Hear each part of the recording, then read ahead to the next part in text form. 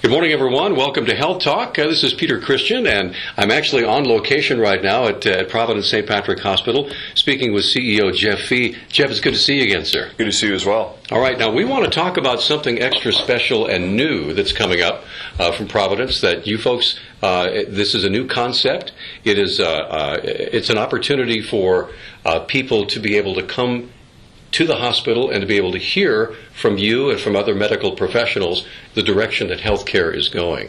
So can you tell me a little bit about how this concept came about of wanting to get together and have public forums so folks can find out more about what's going on? So you and I have had this conversation before that we have this big, hairy, audacious goal here in western Montana to change the way healthcare is delivered. In fact, I think I've said that to you before. And we were at a strategic planning session a couple of years ago with the board, and we were having a conversation around really what that meant. And one of the things we recognized when we were looking out, there was a slide that we were presenting talking about the social determinants of health and the role that the healthcare system itself actually plays in health. Because when you think about the healthcare system in today's setting, healthcare system is really a sick care system. And when I talk about healthcare, I think about my time in the gym, my time on the mountain bike, my time when I'm shopping around the outside edges of the grocery store, shopping for healthy food, because truly that's where healthcare is. It's in the lifestyle, it's in the diet, it's how we live. And we were recognizing that with all the social determinants of health, that if we really truly want to create a healthier community here in western Montana, that we're going to have to do so in partnership with the schools and partnership with our community as a whole. And if we're truly going to take this on, we have to have the community on board with us. So this series really is meant at starting a dialogue with the community around what's going on in healthcare, what are some of the complexities. We all know a lot of the shortcomings, but really it's an opportunity for us to engage in dialogue around what it would really take for us as a community to create a healthier community. So when you have these forums, will people be able to, will there be a Q&A? Will there be an opportunity for folks to ask questions? Yes, and that's one of the reasons why we brought a moderator to the table, primarily because we wanted to have it more of a facilitated discussion. We don't want this to come across as a presentation. We don't want this to come across as us talking to. There is going to be some educational components associated with this because it, quite frankly, is a very complex topic.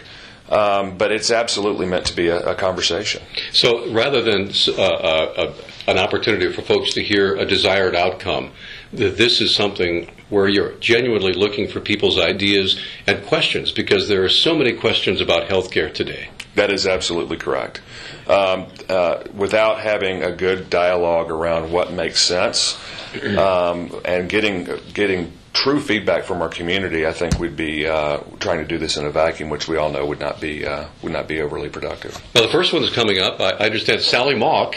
She has retired from the University of Montana from KUFM on National Public Radio, nationally known personality, someone who really is an excellent facilitator with this type of discussion. I think she'll be excellent for you. Full agreement.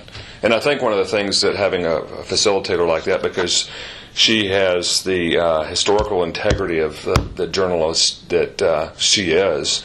In any time she's ever interviewed me, not that I'm ever trying to evade, but she holds our feet to the fire. And I think she brings credibility to the process and will create more of an open conversation than if it wasn't facilitated. Mm-hmm. Now, let's talk about the very first one, which is coming up on October the 20th, and it's entitled Transforming Your Healthcare and Transition, and you'll be doing this in conjunction with Martin Burke. Correct. So who is Martin Burke, and what does he bring to the conversation? So Martin Burke is currently the chairman of our board. He's been involved with St. Pat's at the board level for a number of years. He had a stint earlier on in the 90s.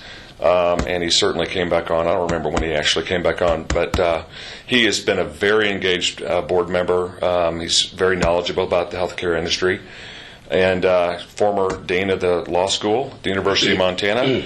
And so he's just a tad bit smart as well. So. Tell me what is one of the concepts you want to introduce in this first session is something called triple aim. What is that? So the triple aim is what we're trying to do when we talk about changing the way healthcare is delivered. We're trying to hit three targets at the same time. We're trying to, number one, reduce the overall per capita cost of healthcare. The cost of healthcare, as we know, is becoming highly unaffordable, and it represents, really, quite frankly, in today's environment, the healthcare system represents the social inequities that we have as a nation.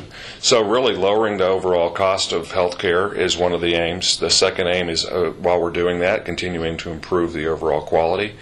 And while we're doing that, improving the overall patient experience. If you've ever had to navigate the healthcare system and its complexities with doctors not talking to doctors and the lack of coordination, especially if you have complex problems that are trying to be managed, it is incredibly frustrating.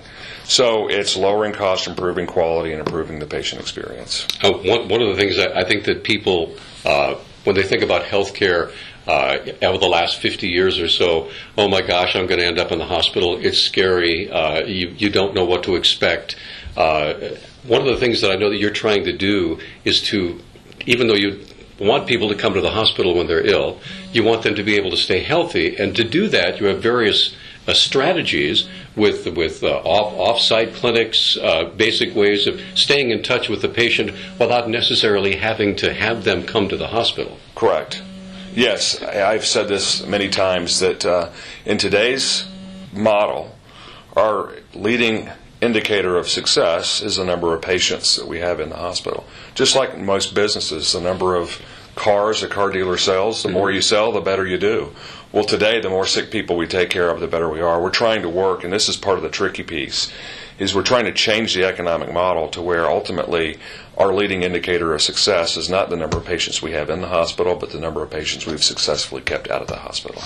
Doing that is incredibly complex, and again, it speaks to the partnership, because we need the government, we need the payers, we need our community engaging with us differently if we're really going to get to that model of healthcare. One of the things also that intrigued me is the idea of gauging, if you will, customer satisfaction, patient satisfaction with how, not just the fact that I came in, I got a shot, I got treated, I got my broken leg taken care of, but how you were treated and how you felt coming out the other side. Is that becoming a greater part of what you're doing? Absolutely. In fact, and it's moving from a vision statement to a promise statement that ultimately, when it comes to our patients, we want them to feel that we know them, that we have cared for them, and that we have eased their way.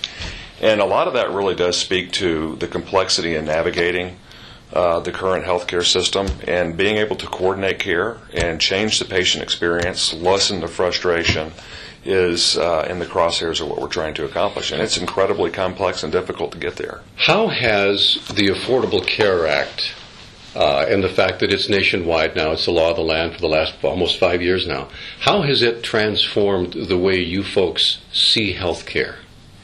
Well, certainly being a Catholic faith-based ministry, it's something that I think the richest nation in the world, the fact that we're still having a social debate around whether access to good quality care is a right, or is it just it's a basic premise. And when you think about child labor laws at the turn of the last century, and the fact that kids weren't going to school in today's environment, it's not only do kids go to school, it's illegal for them not to. Mm-hmm. For us to be having that, from my perspective, for us to be having the debate around whether access to health care is a right or a privilege is preposterous. So the fact that we are actually getting patients covered, getting them access to insurance so they can actually access the health care system itself is hugely important.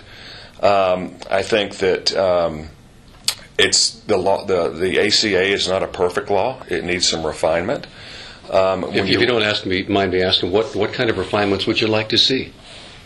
Oh, I'm not necessarily sure I'm going to go there right now, okay, primarily because some of it's politically charged. Okay. I will say this. I think when you look at it from the insurer's perspective, the fact that you've got adverse selection, which was, pre-existing conditions, is no longer mm-hmm. a requisite. I think that is a fantastic thing. That represents a challenge for the insurance industry. Sure. Because you need everybody in the pool.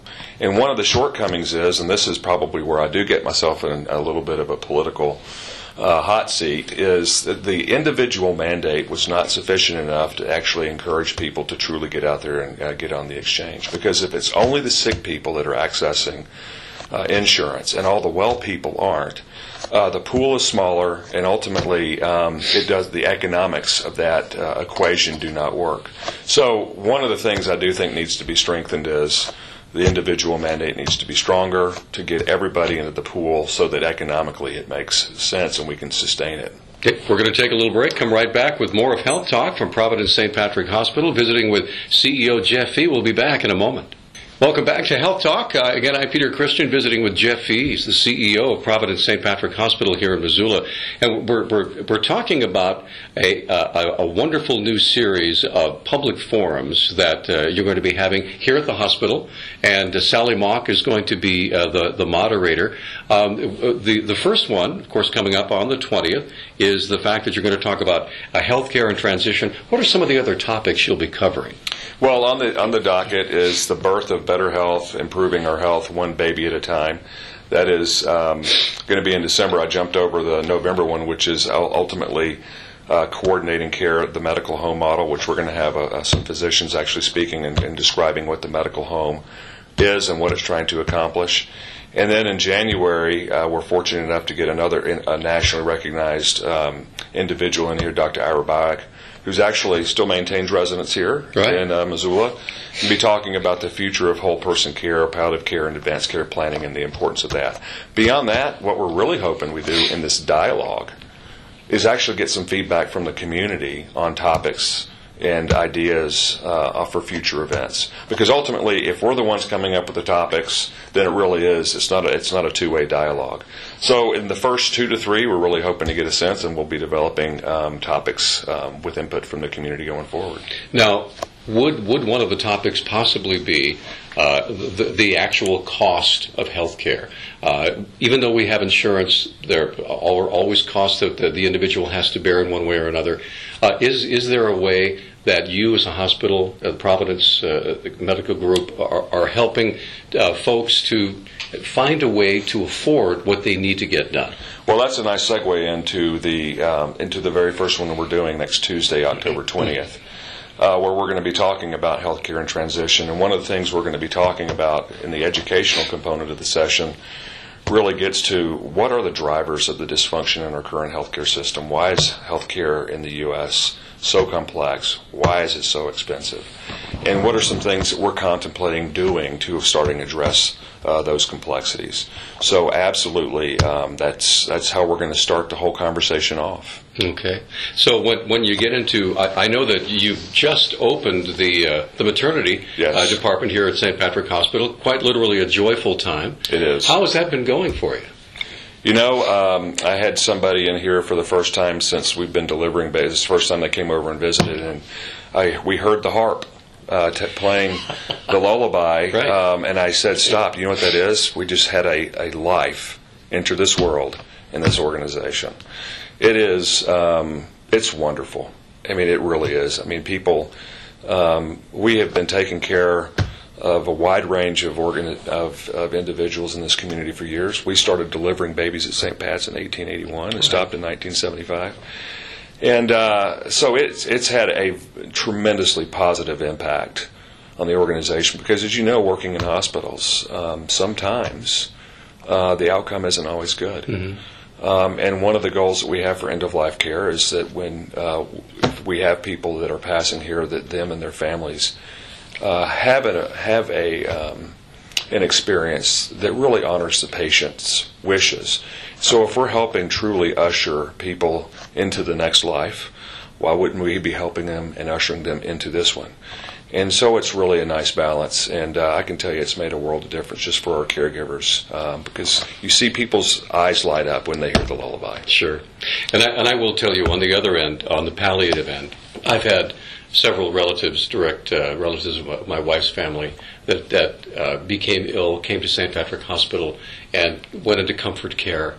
And the care, I mean, it is poignant and moving to watch your staff care for people that, even though they know the end is coming, they still get the same amount of exceptional care that they would if they were just coming in for a broken leg or an ankle or whatever. That's right, and I think we as a society have not put enough emphasis on quality of end-of-life care. And when you look at the healthcare industry as a whole, and that's really kind of getting at the topic of advanced care planning and the importance of that. That's one of the topics that you'll be covering. Absolutely, because oftentimes if you haven't really thought out how you want your last days on earth to be spent, and had that conversation with your family, because our healthcare providers in the U.S. are trained to intervene and to save lives. Oftentimes, as an industry, we do harm to patients during their end of life, and if they haven't had the opportunity to really think about it, there's a lot of futile care within the industry that happens. It really doesn't serve the patient or the patient's family well, and it's incredibly important in order for patients and their families to have the kind of experience that you described, to really think about advanced care planning and to engage their family in that process. And that's one of the reasons why we're touching on that topic so early in the series. We're going to take a little break, come right back with more of Health Talk right after this. Welcome back to Health Talk. I'm Peter Christian, visiting with Jeff Fee, CEO of Providence St. Patrick Hospital. And we only have a couple of minutes left, surprisingly enough, Jeff. And so let's go over this whole concept again of the public forums that you're going to be having starting, I believe, on October the 20th. When and where are these going to be, and how do people gain access to it? Sure. They're going to be from 5 to 6:30 p.m. in the Broadway building here at St. Patrick's campus. It's free. It's open to the public. So we encourage people to come in. When you walk in around the circular drive, walk in through the Broadway building, take a right, and then take another right, and you're in the conference center. And certainly we really hope to get a good showing of individuals, certainly that want to engage with us in this journey around creating healthier communities together. And so to that end, I think I would also encourage people that are coming to be thinking about questions that they might want to ask, and future topics that, because we really do need to get feedback from the community on this if we're going to truly engage in this journey together in partnership. I was going to ask you about how important public input is to you as the CEO, because you're the umbrella, if you will, over all that happens here. So when people bring up a comment to you, you can make sure it gets to the right place. Right? That's correct. Again, we're a service organization, we're a ministry, and we exist to serve our community. And so if we're not actively seeking the community's input, I would submit that we're falling far short on our obligation, on our promise. Right. Well, Jeff, just want to say thank you for allowing us to come into your office and invade your space and do this edition of Health Talk. We really appreciate it. Thanks, and look forward to seeing those of you that can show up at the forums. And that's going to do it for Health Talk here on KGVO 1290 AM, 101.5 FM, and of course we're streaming at Newstalk, KGVO.com.